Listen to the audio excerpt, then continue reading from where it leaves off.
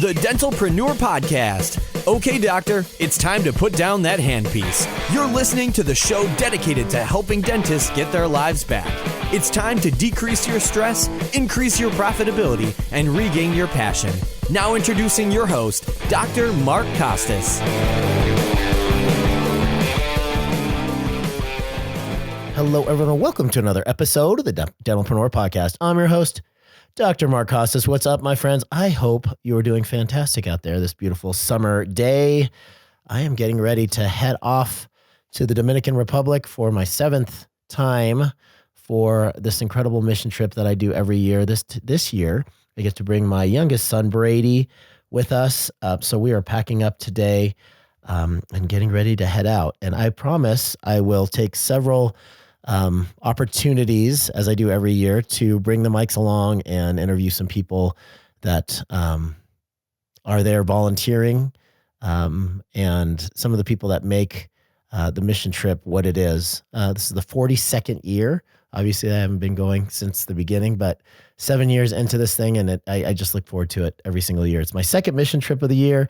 The first was in Tanzania, and at the end of August, our same crew is going to be going to Fiji for another mission trip. So I'm super excited to be heading out soon. Today, before I take off, I have a really special guest that I want to introduce you all to. Her name is Dr. Arti Jagirdar, and she has a very unique story. And instead of just reading it off of, reading her bio off of a piece of paper, I would love for you guys to hear it directly from her. She has a very inspiring backstory, and she's doing some big things in dentistry. And I think that that a lot of us can learn from some of the strategies that she's utilizing in her practice. So, Arti, how are you today? I'm great. How are you, Mark? It's good to see you. Okay, first of all, tell us a little bit about your dental journey. When did you decide that you wanted to be a dentist, and how has that journey gone since that decision?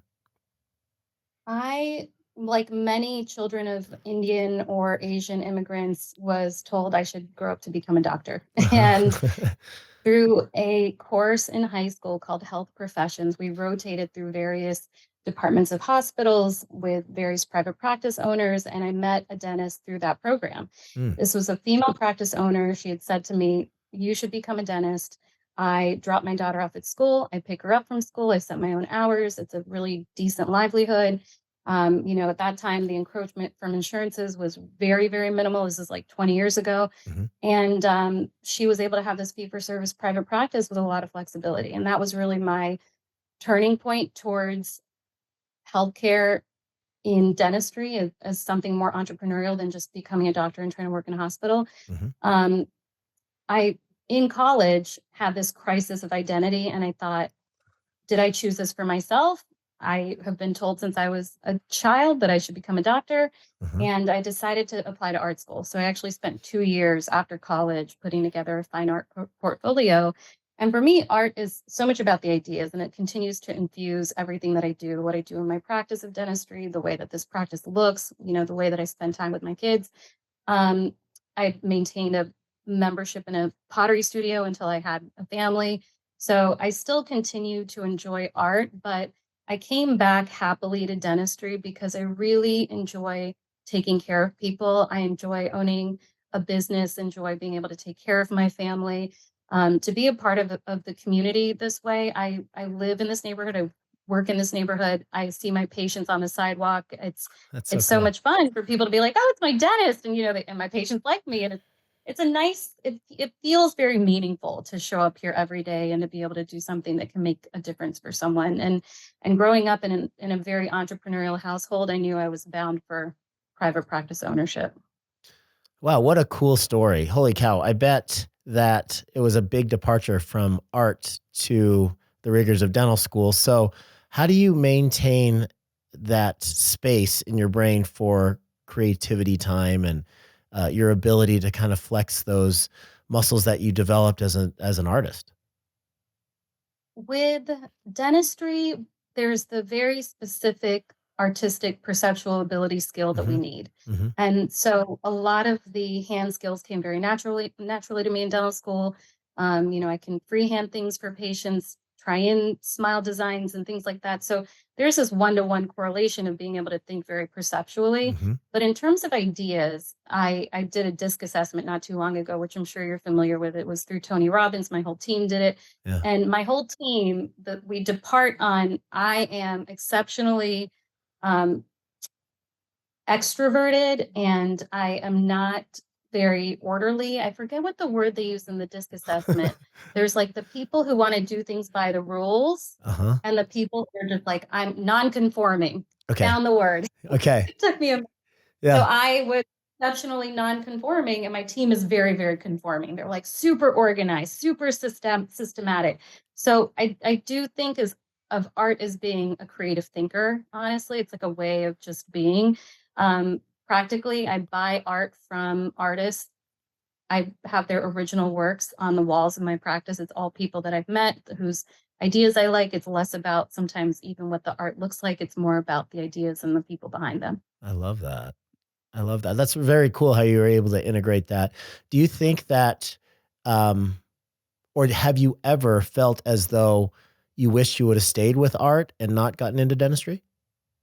I mean, there are times that I wonder, people will come to my practice and they'll be like, well, who designed this? And I'm like, I designed it, and they're Mm. wowed by it. They're like, we should have Architectural Digest come take a look. And I'm like, yeah, they don't do that. Like they work with architects and interior designers. And there are moments where I'm like, oh, if I had chosen a creative path, I could have taken that to its, furthest level and been doing these creative things. But at the end of the day, being able to take care of someone at the level of their fundamental needs, of Mm. getting someone out of pain, making them feel really proud of their smile, that is so meaningful. So I do find myself in ways doing both. Now that I buy art and know artists, I'm invited to gallery openings. I am, going to restart my pottery studio membership. I still am able to function inside of that world. I have patients who are artists, and I can always do that, but it would not have been possible, of course, to go to art school and then go back and be like, let me help people with their help as easily. Yeah, for sure. Okay. So, help us fill in the gaps. After your 2-year kind of hiatus from formal education, you decided that you were going to go back to, education and dental school. And how was your dental school experience? How did you find that?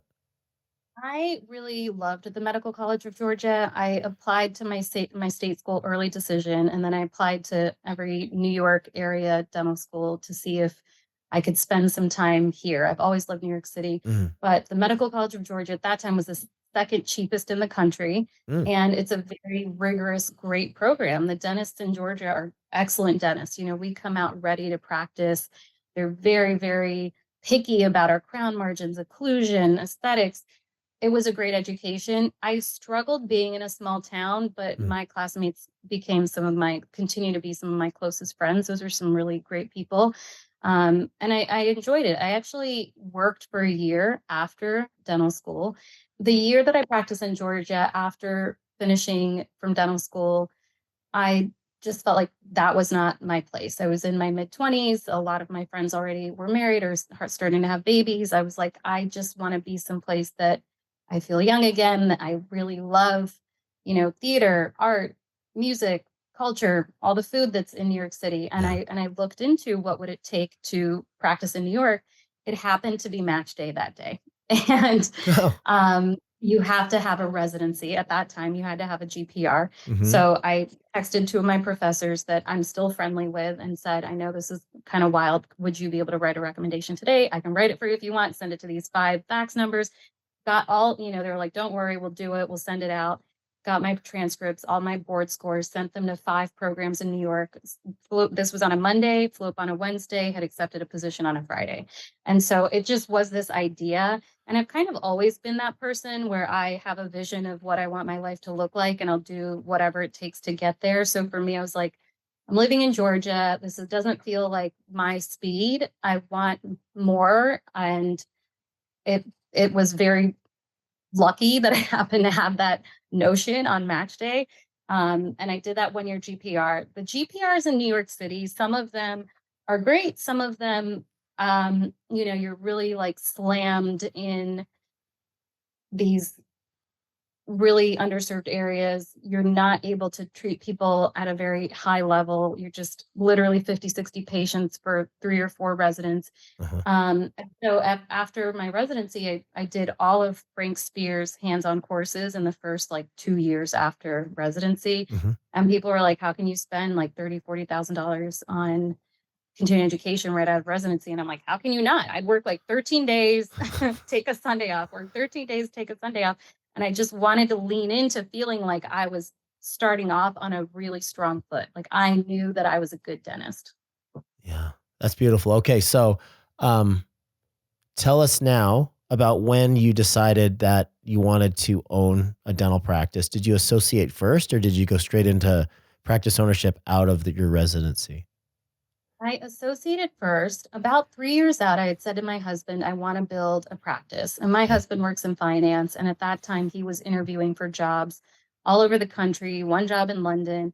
And his career, I mean, he makes more money than I do. So we were like, well, we need to follow your career. I'm going to be having our babies. Maybe I just take a step back. So the decision was, go ahead and interview. If we have to move, we have to move.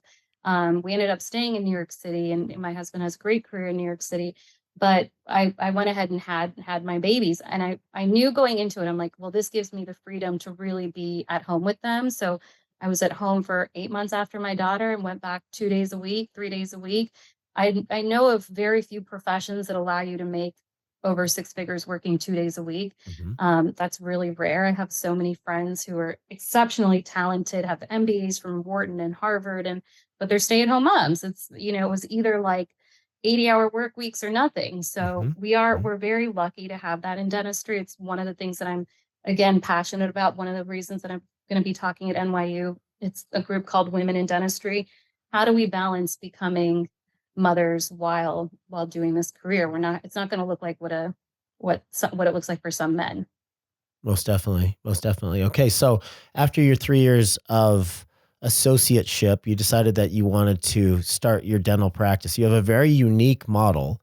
One that if I was to be speaking to, say, a brand new dental student and they said that they wanted to build a practice in your particular area with your particular model, I would say, I'm not going to discourage you from doing that, but I hope you have a very good plan, and I'd love to hear that plan. So, um, talk to us about your idea, what your model is, and some of the unique aspects of how you actually get people through the doors. Sure. I built this practice. Well, so I had, after those 3 years of associating, decided to start a family. So I actually Uh, have more experience than that.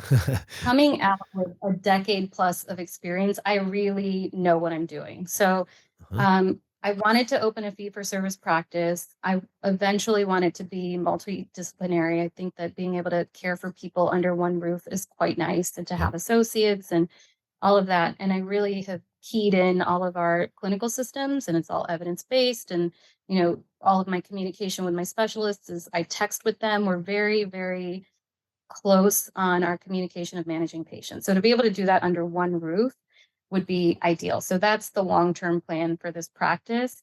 Um, when I was building the practice, I wanted it to be beautiful. I wanted to be able to have a fee for service practice right out of the gate. A lot of people tried to talk me out of that. In a saturated market, Mm, Manhattan has, if the ideal demographic is 3,000 patients to one dentist and 1,500 to one is like, okay, I'm in a space that's like 300 or 400 to one. wow. So all of my patients are either my longtime patients or they're people who are leaving another dentist to come to me. So why would someone leave an in-network provider who's open weekends and evenings to come to me, who works 3.5 days a week, business hours only, and doesn't take insurance? So for me, I had a very large network, a personal and professional network. I am just that kind of person. I'm a community builder. I had existing patients that have been with me for 10 plus years who then have become my source of referrals. So far, it's been built through word of mouth. So, when I was talking about reading this book, Unreasonable Hospitality, what are we doing that makes it such a good experience that people leave here and say, you have to go see my dentist? And it's been working. In month 7, we made a $14,000 profit. And it's just been growing since. So while it's not for everyone, like I would not tell a totally new dental student to go do this. They have to go cut their teeth somewhere. They have to get really good at the actual dentistry, get great hand skills, give a painless injection, know the technology, know how to manage a team, be able to speak confidently about very complex treatment plans. It takes time. I think it takes experience. For me, it takes that level of experience, investment in my own skill set, and that that I have like a very wide network to be able to start a practice like this in a place like this. Tell us a little bit about that networking, and you call yourself a community builder, which I love that. Tell us about this community that you've built around you. The people that orbit you in your kind of inner circle, or even maybe several circles removed from your inner circle, but still trust you enough to come into your practice, despite being fee for service in a very saturated area. Yeah, I mean, any space that I inhabit, I kind of make it my business to be like, let's get everyone on a group chat. Let's make sure that we meet for dinner. Maybe this group has a book club. So, for instance, when I had my daughter, she was a baby. I met all the families in our building who had babies that summer, and we really just became like an extended family. There were 6 families, and you kind of like one family would text and be like, "I made a bunch of food. Could we, bring a bottle of wine? Let's put on a movie for the kids, and we'll chit chat." And it really was very nice to feel like within our little building, like you don't even have to put your shoes on, or if somebody's having some kind of emergency, a couple of times, like little siblings were born while the older siblings slept with my daughter in her crib. And it was a very lovely way to raise a baby, finding that village within a big city. And so everywhere that I've been, I continue to do that. In my residency, I kept in touch with a group of people that I continue to be close with. One of them was here yesterday, brought her staff over, was training my staff on 3D printing. A couple have moved to Canada. They're coming back to the city. We're having a little reunion. And I keep in touch with everyone, and anything that I can do to help anyone, it really comes from this place of connection makes life worth living. Being part of a community and helping each other and lifting each other up makes everything feel so much better. Why should we be siloed off? Um, After my daughter went to preschool, same thing at preschool. I led our outreach efforts at the preschool. It's something that I'm very passionate about and something that they kind of asked me to lead. So one of our projects during COVID was raising funds to buy mobile learning units for students. And we got 163 Chromebooks and donated them through social services to an elementary school with kids who did not have, were promised something from the Department of Education and didn't have anything. So I've taken on a lot of these kinds of projects because I also realize that if I'm the one leading, then I get to decide the values of the way in which we're conducting ourselves. So sometimes I've been in spaces that can feel a bit toxic, and I'm just like, I'm going to make it my business to be a bit more of a leader in this space, because we're going to lead with kindness and inclusivity and giving back and gratitude and whatever that is. So a lot of it now has been the families that we meet through the kids, my daughter's ongoing school, my son in his preschool. Now there's friends who are very entrepreneurial, who are creators, and meeting other people who have started their businesses. Storytellers, I think, as I've started writing, I've met other people who have said, I'd love to have you on my podcast. Like, you clearly have something to share, something to say. And I end up meeting groups of people that just, they come together and I'm invited to their gatherings. I'm also just invited to things as a social lubricant. A Yeah. friend jokingly calls me Uh-huh. a social lubricant. If she thinks like there's not enough outgoing, extroverted energy, I'm the person that's invited. I love that. I love that. Yeah, that is awesome. That is awesome. Okay, so I've never read this book, and I'm surprised that I haven't. So tell us specifically maybe one or two of your favorite things about unreasonable hospitality that you have taught your team, and how they are able to integrate those ideas to your patient base.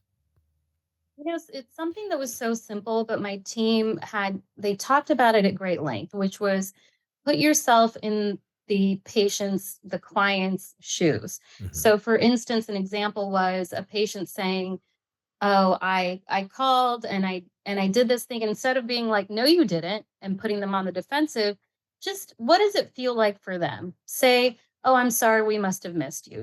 Continually empathize with them, put yourself in their position. There's no reason for us to further our own agenda or to like not look like we were wrong or what have you. It's just keep it moving, be very compassionate. That's part of being compassionate. Mhm. One of the things that the the team would keep bringing up is like, well, here's things that are in the book that you do. One of them is that I'm like quick to criticize, but I always do it privately. And I'm also very quick to praise, and I always do that publicly. Mm. And I think that the team, they jokingly said that I'm scary, but it's more that we all agree that we're being held to a high standard, and we're proud of being held to a high standard. And it's not like I'm like very bubbly, very friendly. Like I just walk by them on the sidewalk. I'm like, it's my cutie patooties. I love these, but we're here to do really good work. We all agreed on that. That's amazing. That's amazing. So, um, tell us more about what your future looks like. So you are still establishing this as a really, really prominent dental practice in the area. And what do you see for the next, say, 12 months, 36 months, 5 years from now, as far as your own personal practice and your career in general? In my own personal practice, the work that I continually have to do is maintaining boundaries around my self-care. So I'm working hard at something new, I'm having to level up, I'm introducing levels of support so that I continue to get great sleep, can focus on my nutrition, can focus on my time with my family. So much of the work is that as I'm building, I continue to protect my foundations. That's first and foremost for me. Secondly, with this practice growing, I was kind of saying to myself, let's get some reviews going. Let's let SEO build up. Let's get our systems in place. And now let's make a push for marketing. So Okay. my next thing will be, creating ads, letting people know here's what we're about, here's what we're up to. It truly has been through word of mouth. Every now and then a patient comes in and is like, I'm here to see the best dentist in New York City. And I'm like, thank you. You have found her. And not that there's plenty of great dentists here, but I want people to know this is a place that you come to for very solid care that, I want to take care of families as they grow. Like I'm watching kids grow up who are continually my patients, being part of the community in that way. Hmm. I'm continuing to network with medical doctors, other specialists. And for instance, I have a rheumatologist that refers patients to me, and these are all fee for service medical doctors. So they Okay. don't accept insurances. They're concierge doctors.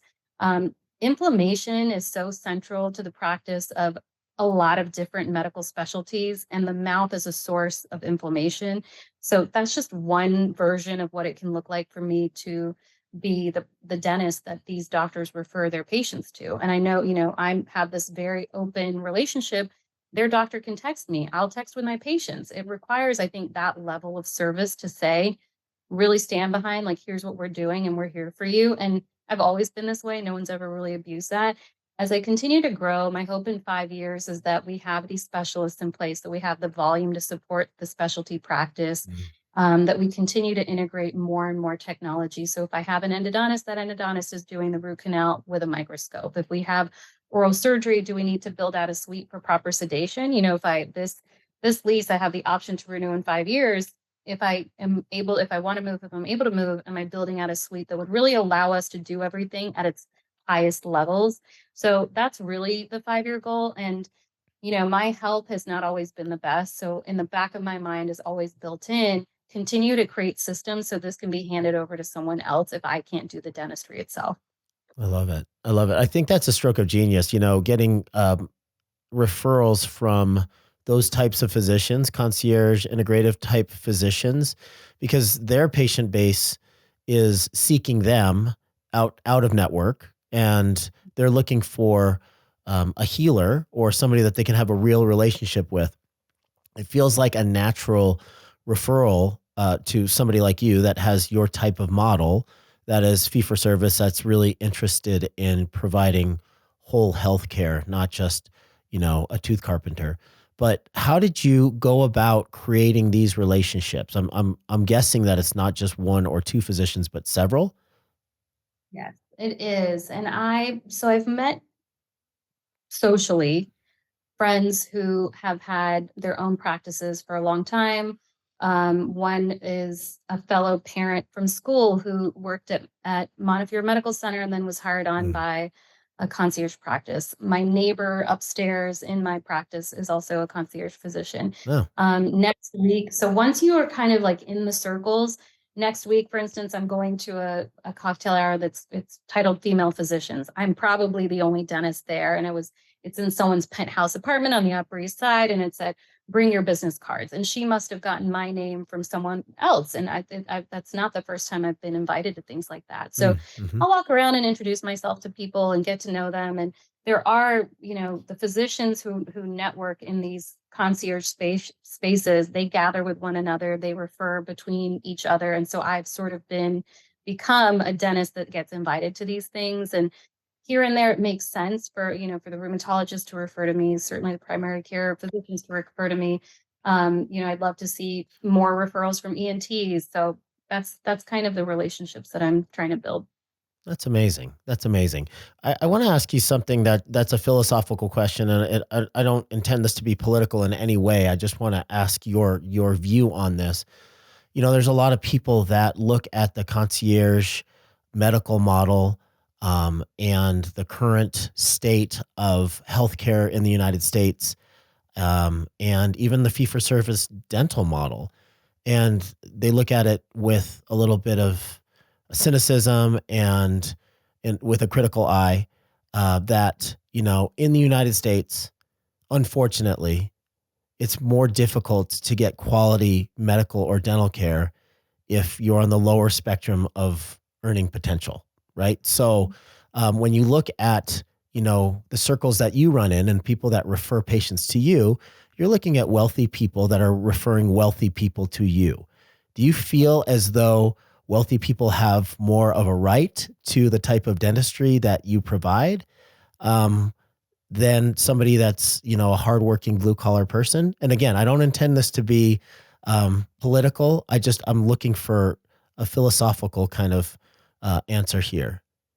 Yeah, absolutely. And I do actually see patients from all strata. Being out of network does not preclude someone from coming to see me. I have patients who are teachers who, you know, Mm-hmm. I have a patient who sent her parents who are blue collar, and we make the most of their insurance, of their out of network benefits. That I'm profitable in so many other areas allows me to give some leeway to a lot of the other patients who might not be able to afford the full private practice prices. Mm-hmm. In order for me to build a practice that has all of this technology, a CBCT, Mm-hmm. a milling unit, 3D printing, that our team is well compensated. I want them to have health insurance. I want them to have paid time off, maternity.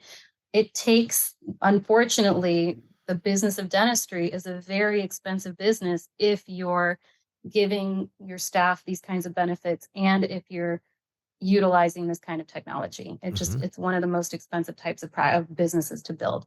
In a perfect world, everyone would have the best available to them. Mm-hmm. The reality is it takes money to build this kind of practice, but with my financial success, I am able to give back much more easily, take care of their patients that I see for free, their patients that I see discounted. And I don't need to make money on every single patient in that way because overall it's such a robust, healthy practice. Yeah. That's a great answer, and I appreciate that. I always, I had 16 dental practices, and I always had a handful of practices that accepted a certain percentage of Medicaid patients, and I always kind of felt as though that was our way of giving back to that particular community, because those patients oftentimes don't receive accessible dental care, let alone quality dental care. And when you'd walk into one of our offices, it looked like a model home in the reception area. And, people that were fee for service or PPO patients that were restaurant owners or physicians or pilots didn't know that they were sitting next to a family that was a Medicaid patient. Right. And that was always my intention, to treat them like humans. And that's kind of led to like this really deep passion for serving people that are underserved. When I go to the Dominican Republic or to Africa or to the Philippines or, somewhere else in Southeast Asia or wherever we intend to go for our nonprofit foundation, these are people that maybe have never experienced any type of dental care ever in their lives. And they suffer from chronic pain or infection. And I don't see them as any less deserving than anybody else, like on the Upper East Side of Manhattan, right? But it's just the hand that they were dealt. And so I like to get out there and it's kind of that starfish principle. It's like, you throw one starfish back into the water, it might not seem like it's making much difference into the world, but it makes a difference to that particular starfish, right? And I've often been criticized for traveling abroad so much and giving our services for our foundation to third world countries that are outside of the United States when there's plenty of opportunity to help people here in the United States. And I understand that sentiment, but also, I do what I can for people here in the United States. I do happen to think that even the people that have it really, really terribly here in the United States still have access to care in one way or the other. Not for everybody, but for most people. And it is more readily available for people here in the United States than it is in other areas of the world. But yeah, that's why I asked that question to you, because you are in a very specific kind of location that requires, and your model requires a certain type of patient. And I'm not criticizing, and I'm not looking, at you as though you're only servicing, rich, entitled people. But I'm glad that you are able to answer that question with that particular type of answer. And again, unfortunately, the type of dentistry that you provide is expensive to provide it. And people that are receiving that type of dentistry from you are seeking it, and you deserve it to give it to them, and they deserve to get it. Yeah, I mean, when you've invested in your skill set, invested in the technology of the practice, you have to have a return on that investment. That's just, it is what it is. When I created the legal entity for this practice, I created the legal entity for a nonprofit, and it's called Uplift Dental. And much like you, I believe in giving back. My first foray into that while being a dentist was going to the Himalayan Tibetan border regions to render care in very remote parts of northern India. And what I realized is, as a dentist, I know that there's a lot of need locally, and to do it very well, I can bring people into my practice where I know that I have my sterilization unit, I have my milling unit, I have whatever I need to take care of them well here. And so I totally respect what you do. The conclusion that I came to, though, was let me find the need in my own community. So creating this legal entity was the first step for me to be able to say, who are some populations that I'm very passionate about where I can make a difference?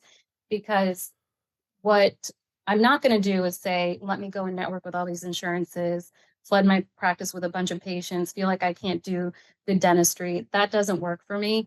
I've started just initially with 2 nonprofit organizations in New York City, putting together oral hygiene instructions. It's for children that are born into underserved families. So for those families to say, hey, here's what you do. Here's when you start brushing. Here's the toothpaste you use. When you start flossing, when to take away a pacifier, setting them up for success, just because no one is really told how to do this stuff.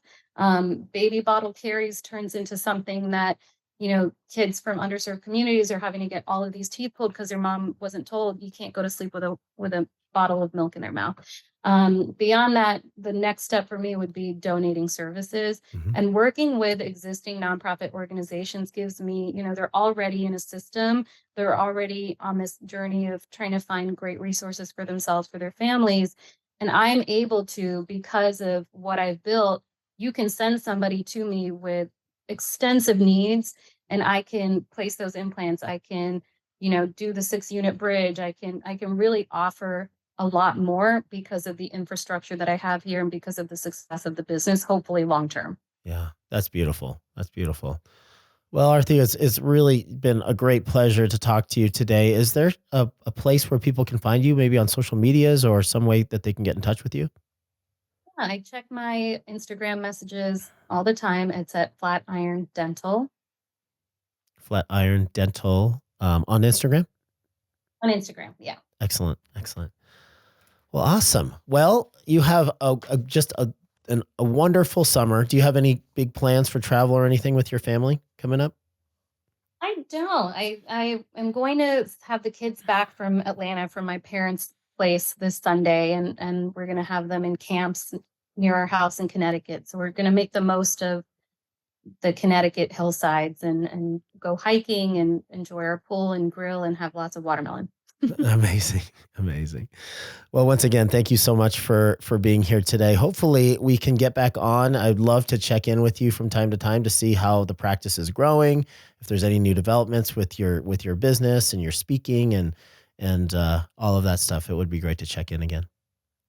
Love to stay connected. Thank you for having me, Mark. I wish you the best of luck on your next journey here and safe travels.